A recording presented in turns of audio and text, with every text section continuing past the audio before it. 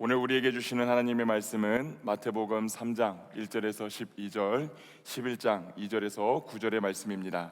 다 함께 일어나셔서 하나님의 말씀을 경청하겠습니다. 그때에 세례 요한이 이르러 유대 광야에서 전파하여 말하되 회개하라 천국이 가까이 왔느니라 하였으니 그는 선지자 이사야를 통하여 말씀하신 자라 일렀으되 광야에 외치는 자의 소리가 있어 이르되 너희는 주의 길을 준비하라 그가 오실 길을 곧게 하라 하였느니라. 이 요한은 낙타털 옷을 입고 허리에 가죽띠를 띠고 음식은 메뚜기와 석청이었더라. 이때에 예루살렘과 온 유대와 요단강 사방에서 다 그에게 나와 자기들의 죄를 자복하고 요단강에서 그에게 세례를 받더니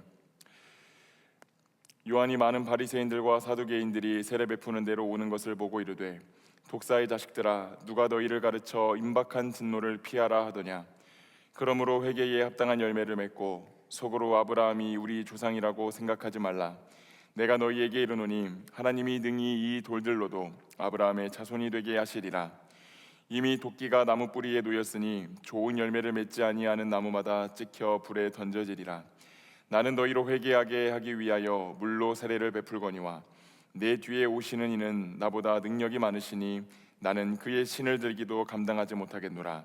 그는 성령과 불로 너희에게 세례를 베푸실 것이요 손에 키를 들고 자기의 타작마당을 정하게 하사 알곡은 모아 곳간에 들이고 쭉정이는 꺼지지 않는 물에 데우시리라. 요한이 옥에서 그리스도께서 하신 일을 듣고 제자들을 보내어 예수께 여짜오되 오실 그 이가 당신이오니이까 우리가 다른 일을 기다리오리이까. 예수께서 대답하여 이르시되 너희가 가서 듣고 보는 것을 요한에게 알리되 맹인이 보며 못 걷는 사람이 걸으며 나병 환자가 깨끗함을 받으며 못 듣는 자가 들으며 죽은 자가 살아나며 가난한 자에게 복음이 전파된다 하라. 누구든지 나로 말미암아 실족하지 아니하는 자는 복이 있도다 하시니라. 그들이 떠나매 예수께서 무리에게 요한에 대하여 말씀하시되 너희가 무엇을 보려고 광야에 나갔더냐. 바람에 흔들리는 갈대냐. 그러면 너희가 무엇을 보려고 나갔더냐. 부드러운 옷 입은 사람이냐. 부드러운 옷을 입은 사람들은 왕궁에 있느니라. 그러면 너희가 어찌하여 나갔더냐. 선지자를 보기 위함이었더냐. 옳다. 내가 너희에게 이르노니 선지자보다 더 나은 자니라. 기록된 바 보라 내가 내 사자를 내 앞에 보내노니 그가 내 길을 내 앞에 준비하리라 하신 것이 이 사람에 대한 말씀이니라. 내가 진실로 너희에게 말하노니 여자가 낳은 자 중에 세례 요한보다 큰 이가 일어남이 없도다. 그러나 천국에서는 극히 작은 자라도 그보다 크니라. 이것은 하나님의 말씀입니다. 아멘. 하나님 아버지와 우리 주 예수 그리스도로부터 오는 은혜와 평강이 이 자리와 온라인으로 예배를 드리시는 모든 그리스도의 청년들과 성도들에게 함께하기를 우리 주님의 이름으로 축원합니다. 계속해서 우리는 대림절을 보내고 있습니다. 지난주 우리는 우리에게 오셨고 또 오고 계시며 다시 오실 주님을 그냥 기다리는 것이 아니라 준비된 모습으로 기다려야 된다라고 하는 메시지를 나누었습니다. 그래서 내 영혼에 또 내 마음속 신앙의 횃불이 꺼지지 않도록 일상의 자리에서 미리미리 기름을 준비해야 된다라고 하는 메시지도 함께 나누었습니다. 한 주간 기름 잘 준비하셨나요? 네, 늘 저만 말하고 돌아오지 않는 이 응답 어떻게 해야 될지 모르겠어요. 고개를 끄덕이시는 분도 계시고 무슨 기름 하시는 분들도 계시는 것 같습니다. 참기름이라고만 대답하지 마세요. 궁금하신 분들은 옆자리 지체분께 좀 물어보세요. 저게 무슨 말이냐고. 만약에 옆 지체도 모른다고 하면 두 분은 두 손을 맞잡고 회개하는 마음으로 오늘 정기총회에 잘 나오셔서 끝까지 잘 참석하시기를 바랍니다. 또 정기총회 나오면 옆에 있는 지체들이 무슨 뜻인지 알려주실 겁니다.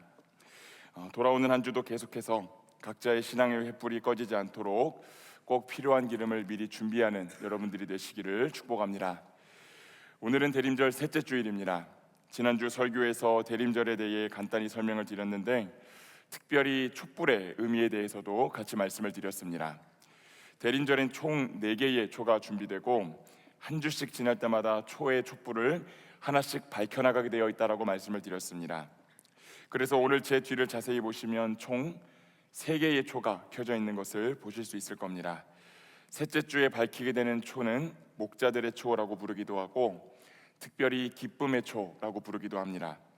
무언가를 간절히 기다리는 시간이 길어지다 보면 그 기다림이 참 힘들지만 그럼에도 주님이 한 걸음 더 우리에게 가까이 오셨다는 사실에 기뻐한다라고 하는 의미를 갖고 있습니다.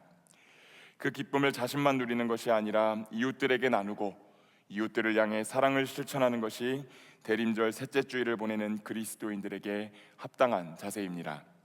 그래서 여러분이 이번 주에는 이 키워드를 가지고 한번 묵상해 보시고 하나씩 실천을 해보시면 좋겠습니다.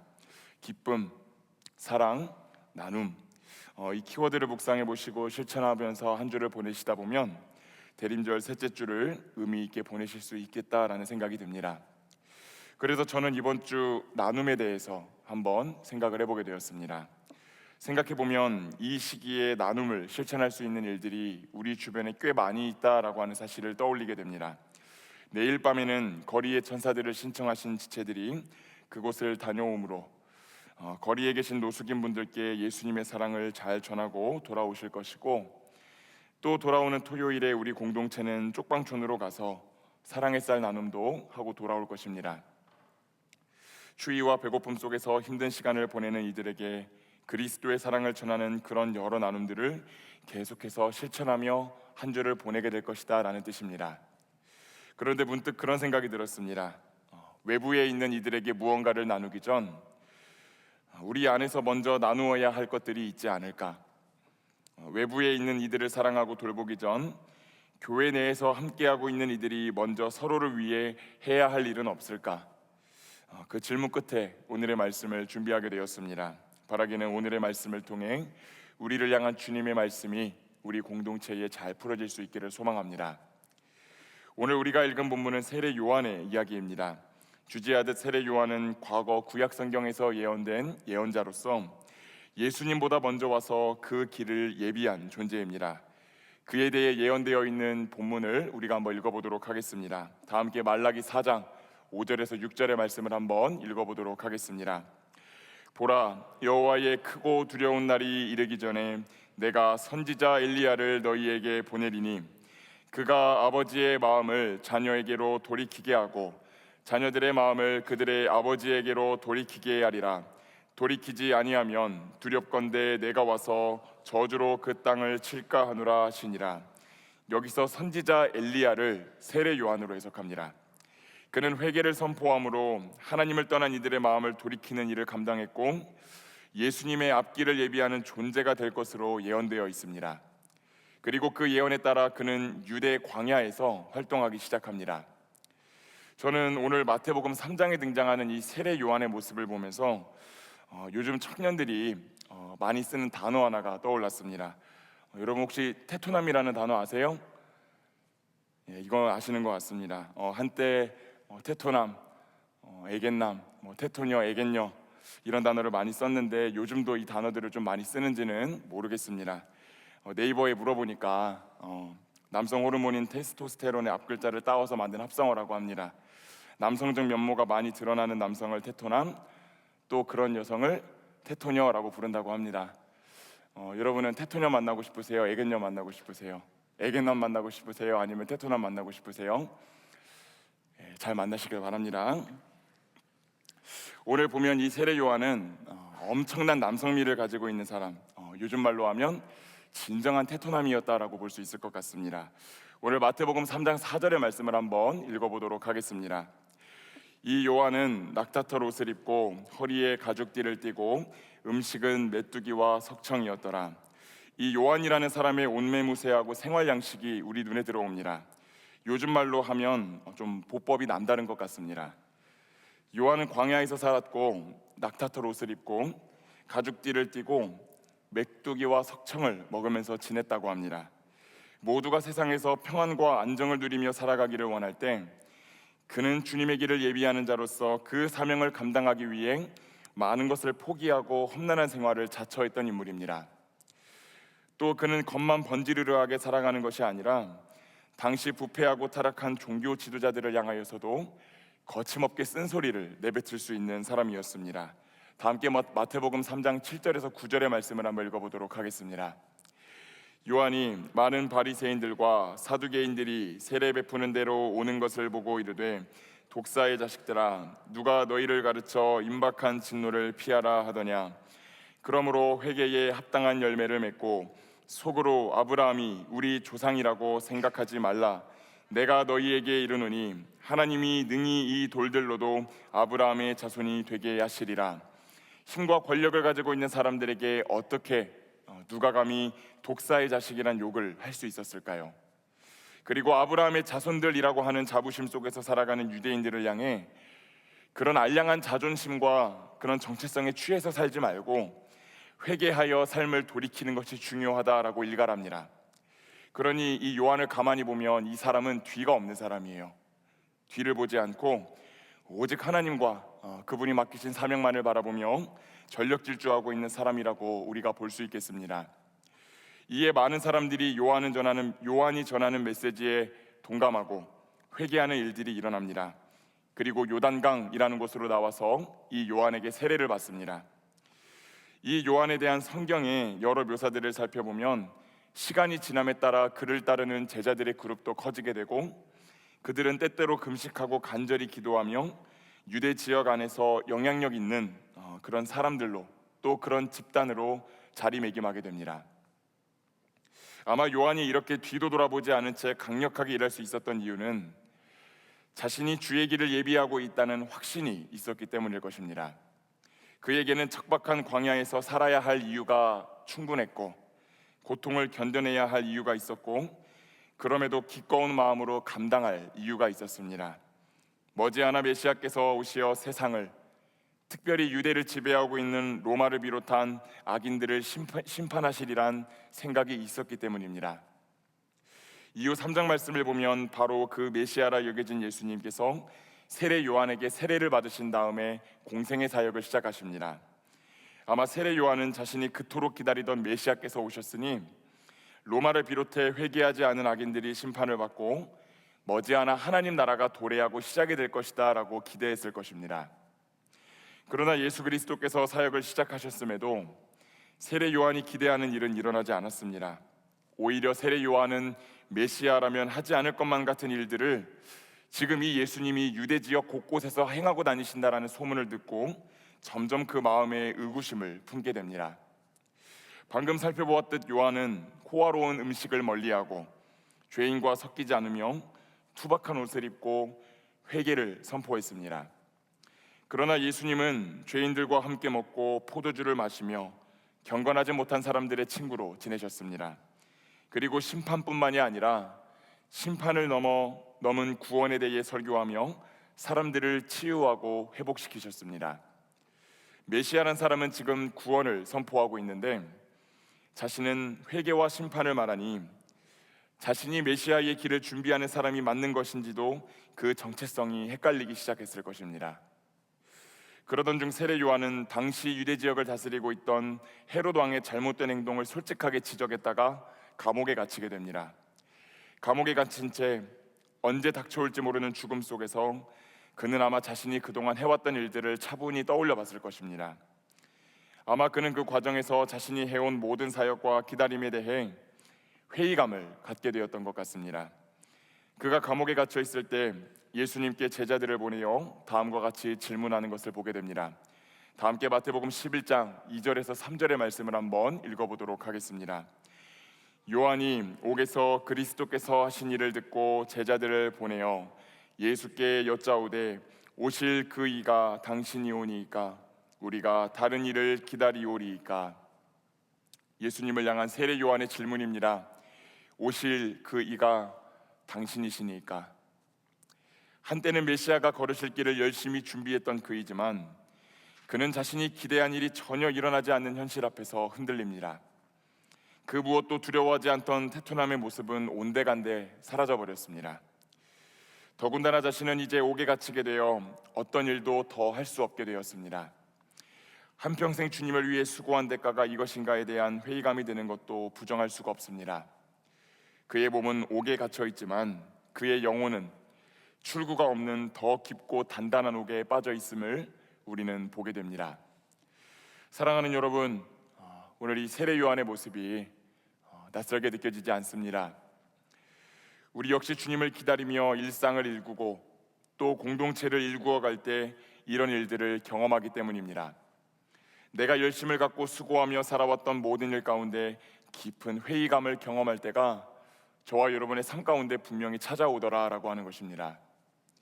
반드시 임재하시어 도와주시겠다고, 구원해 주시겠다고, 변하게 해주시겠다고 하신 주님을 신뢰하고 내 나름대로 주님의 말씀을 붙들고 내가 할 수 있는 여러 가지 일을 어떻게든 해왔습니다.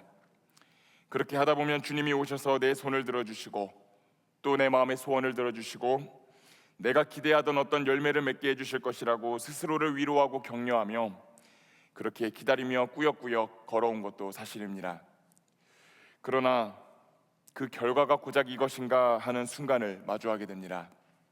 애타게 해왔던 그 기다림이 기빠짐으로 변할 때가 있더라라는 것입니다.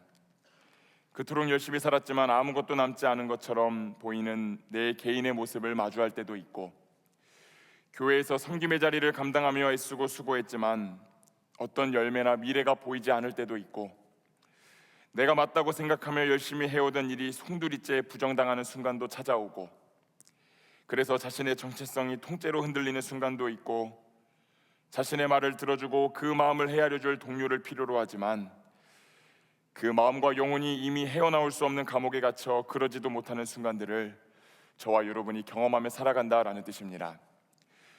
사랑하는 여러분, 지금 이렇게 생각하고 계신 분들은 안 계신가요? 옳다고 해왔던 모든 일들이 부정당하는 것 같아 괴로운 분, 무언가 열심히 했지만 열매가 보이지 않아 힘들어하시는 분, 공동체를 위해 애쓰고 헌신했지만 어떤 뚜렷한 미래와 기대가 보이지 않아서 고통스러워하시는 분들은 안 계십니까? 무엇보다도 지금의 내 삶이 하나님과 관계가 없다는 생각에 괴로워하고 계신 분들은 안 계신지요? 오늘 본문에 세례 요한이 그랬습니다. 오시리가 당신이시니까. 이 한마디의 세례 요한이 하나님한테 느끼는 모든 감정이 복합적으로 드러납니다. 그런데 거기에 대해 예수님이 다음과 같이 말씀하십니다. 다 함께 마태복음 11장 4절에서 6절의 말씀을 읽겠습니다.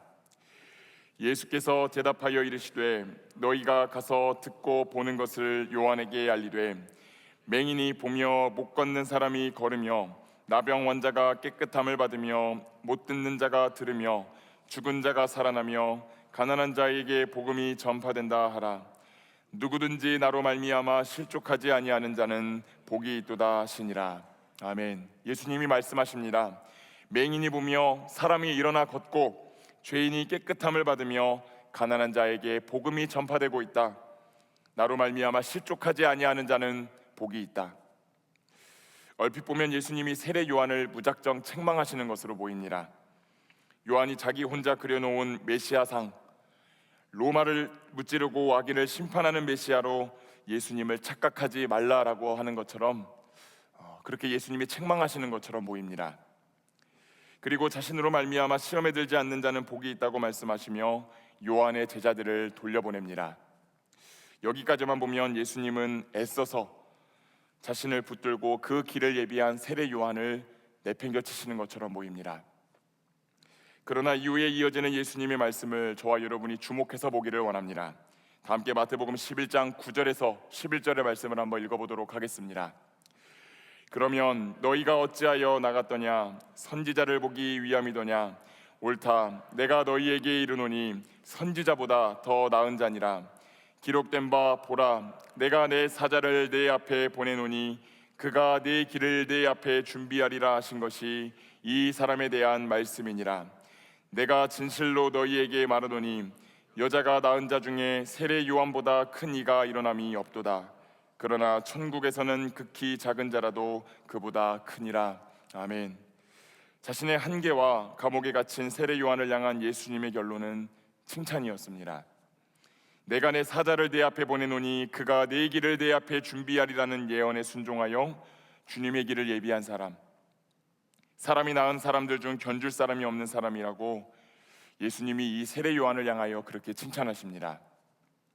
그래서 저는 오늘 본문을 계속해서 묵상하면서 좀 헷갈렸습니다. 예수님이 세례 요한을 진짜 책망하신 것인지 아니면 칭찬하신 것인지 묵상을 하면은 할수록 계속해서 헷갈렸습니다. 그래서 다시 한번 4절에서 6절의 말씀을 읽어보았습니다. 그리고 나서 곰곰이 생각해 보니까 예수님이 하신 말씀이 칭찬이셨다라는 생각을 하게 되었습니다. 저에게는 이 본문을 읽고 다시 4절에서 6절의 말씀을 읽었을 때 이렇게 주님이 말씀하시는 것 같았습니다. 요한, 당신이 이것을 볼 수 있었으면 좋았을 것입니다. 맹인이 눈을 뜨고 죄인이 고침을 받으며 가난한 자에게 복음이 전파되고 있습니다. 이것은 당신이 먼저 와서 회개를 선포함으로 사람들이 복음을 들을 준비를 시켰기 때문에 가능한 일입니다. 회개치 않은 이들에게 회복부터 말할 수는 없습니다. 그러나 당신이 그 일을 먼저 했기에 내가 와서 회복을 선포할 수 있습니다. 당신은 먼 예전부터 선포됐던 당신에 대한 예언 앞에서 두려워하면서도 순종하여 수많은 고난을 감수했습니다. 당신은 진실로 내 아버지가 보내신 존재이며 하나님의 사람입니다. 당신보다 큰 자가 없습니다. 당신 같은 사람 또 없습니다. 예수님은 세례 요한의 순종과 헌신을 인정하셨습니다. 이 세상에 보내신 하나님의 뜻에 순종한 사람, 그 사명을 이루어낸 사람, 하나님의 깊은 사랑을 받은 사람, 진정한 열매를 맺은 사람이라고 그렇게 예수님이 이 요한을 아낌없이 칭찬하십니다. 설령 요한의 눈에 보기에는 아무것도 이룬 것이 없어 보였을지 몰라도 예수님은 그를 그렇게 평가하지 않으십니다. 이로 인해 세례 요한은 그의 육신을 가둔 감옥보다 더 단단했던 영혼의 감옥으로부터 나올 수 있었습니다. 말씀을 맺겠습니다. 사랑하는 여러분, 오늘 이 자리에 계신 줄로 압니다. 눈으로 보기에 아무것도 변하지 않은 현실 앞에서 후회하고 한탄하며 자신이 걸어온 기다림의 길을 푸념하고 포기하고 계신 분들이 계실 줄로 압니다. 그런 분들께 들려드리고 싶은 말씀이 하나 있습니다. 다 함께 사무엘상 16장 7절의 말씀을 한번 우리가 큰 목소리로 한번 읽어보도록 하겠습니다. 여호와께서 사무엘에게 이르시되 그의 용모와 키를 보지 말라. 내가 이미 그를 버렸노라. 내가 보는 것은 사람과 같지 아니하니 사람은 외모를 보거니와 나 여호와는 중심을 보느니라 하시더라. 아멘. 우리에게 매우 익숙한 구절입니다. 사람은 외모를 보나 하나님은 그 중심, 그 마음을 보신다. 그러나 이 말을 좀 원어로 직역해서 여러분과 나누기를 원합니다. 우리가 이거를 그냥 보면은 사람은 외모를 보지만 하나님은 속을 보신다라는 말로 오해합니다. 그러나 이 말을 원어로 직역하면 이렇게 풀이됩니다. 사람은 두 눈으로 본다. 그러나 나 여호와는 마음으로 본다. 물론 마음으로 보신다는 것이 정확히 어떤 것을 의미하는지는 모릅니다. 그러나 단 한 가지 분명한 것은 사람이 보는 것과 하나님이 보시는 것이 다르다라는 것입니다. 사랑하는 여러분, 내 두 눈으로 걸어온 길에서 아무 의미도 가치도 열매도 찾지 못함으로 괴로워할 때가 있습니다. 그러나 그때 주님은 당신의 마음으로 허무가 가득 차버린 우리의 길에서 새로운 것을 발견하십니다. 우리의 수고를, 우리의 땀방울을, 우리의 눈물을, 우리의 순종을, 그리고 헌신을 발견하십니다. 그리고 우리의 삶을 향해 말씀하십니다. 참 애썼다고, 참 고생했다고, 너 덕분에 행복하다고, 너 덕분에 나의 나라가 한 발자국 더 앞으로 나아갔다고, 너는 이 세상에 너를 보낸 내 뜻을 이루고 있는 존재라고, 너 같은 아들, 너 같은 딸이 없다고, 그렇게 주님이 저와 여러분에게 말씀하십니다. 사랑하는 여러분, 바라기는 오늘 주님의 말씀에서 여러분의 가치와 정체성을 다시 세우시고 여러분을 옥죄이고 있는 그 마음의 감옥에서부터 나오실 수 있기를 축복합니다. 그리고 오늘은 우리가 이 말로 서로를 위로하며 하루를 보내기를 원합니다. 세상에 나가 봉사하고 구제를 하며 그리스도의 사랑을 나누기에 앞서 이 공동체 안에서 서러움과 눈물로 하루를 시작한 모든 형제자매들에게 이 말로 서로를 격려하기를 원합니다. 당신 같은 사람 또 없습니다. 교역자가 교역자에게, 리더가 스텝에게, 임원단이 회장단에게, 회장단이 임원단에게, 스텝이 리더들에게, 리더들이 세론들에게, 찬양팀이 찬양대에게, 찬양대가 찬양팀에게, 또 우리 모든 지체들이 연합회에게, 연합회가 또 다른 지체들을 향해서 그렇게 진심을 담아 말해줄 수 있기를 소망합니다. 당신 같은 사람 또 없습니다. 그렇게 주님의 위로 안에서 자신의 가치를 다시 발견하고 서로를 격려하는 말로 세우는 우리의 삶 가운데 주님께서 당신의 평화를 가지고 우리의 공동체 가운데 찾아오실 것입니다. 그 주님 안에서 발견되는 모든 그리스도의 청년들과 오부 예배의 성도님들이 되시기를 우리 주님의 이름으로 축원합니다. 기도하겠습니다. 사랑과 은혜가 충만하신 아버지 하나님, 우리의 두 눈으로 우리가 걸어온 길을 봅니다. 주를 위해 애쓰고 헌신하고 수고하며 봉사하고 순종했지만 아무것도 남지 않은 것처럼 보이는 현실 앞에서 마음이 무너집니다.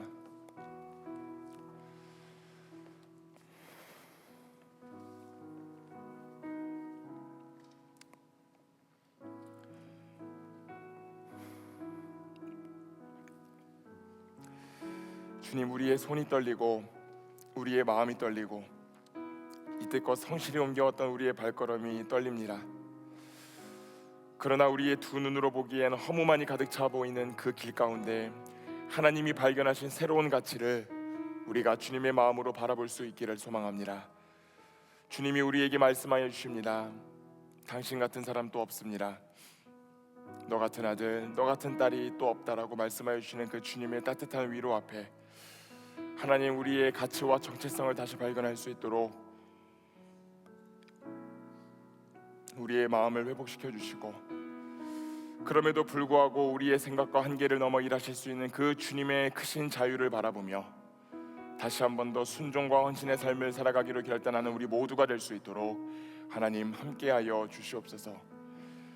그렇게 하실 우리 하나님께 모든 감사와 영광 올려드리며 사랑이 많으신 예수 그리스도의 이름으로 기도드립니다.